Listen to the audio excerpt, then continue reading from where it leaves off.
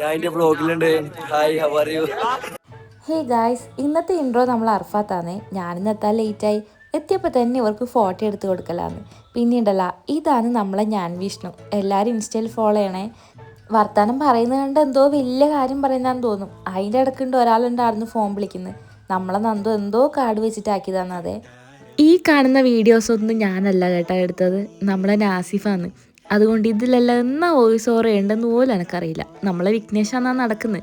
ഇവർക്ക് പിന്നെ എന്തോ ഒരു ഉടായ്പുണ്ട് ഗൈസ്, അതുകൊണ്ടാണ് ഇവരിങ്ങനെ നിൽക്കുന്നത്. ഇതാണ് നമ്മുടെ ക്ലാസ്സിലെ താടി. നമ്മളെ ഞാൻ വിഷ്ണുവും ടീമും ഏടിയോ പോകുന്നതാണ് ഇതേ. അതിൻ്റെ ഇടയ്ക്കുണ്ട് ഇവർ ഫോട്ടോ എടുക്കുന്നത്.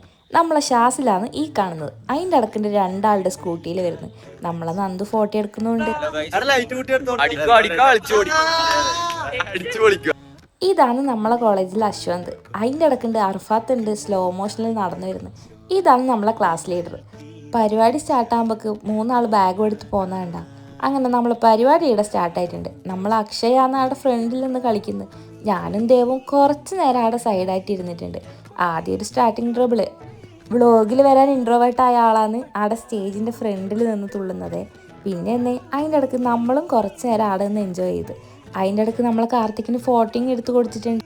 അങ്ങനെ അതെല്ലാം കഴിഞ്ഞ് നമ്മൾ അവിടെ പോയി നോക്കുമ്പോണ്ട് നമ്മളെ കോർഡിനേറ്റർ ഒന്ന് ഫോൺ വിളിക്കുന്നത്.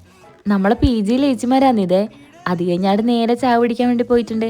അവിടെ പോയി ആദ്യം തന്നെ സീറ്റും പിടിച്ചിട്ടുണ്ട്. ഇവനുണ്ടല്ല, ഇവൻ എപ്പോൾ ഇൻട്രോവേർട്ടാണ്. ഇത് പിന്നെ നമ്മളെ നോഷൻ. അത് കഴിഞ്ഞാട് നമുക്ക് ചായയും കടിയെല്ലാം വന്നിട്ടുണ്ട്. എന്നാ ചെയ്യാൻ, ഞാൻ പാൽ ചായ കുടിക്കലില്ല ഗൈസ്. അങ്ങനെ ആയിരുന്നു ചായയും കുടിച്ച് നേരെ തളിപ്പുറം എത്തിയിട്ടുണ്ടേ.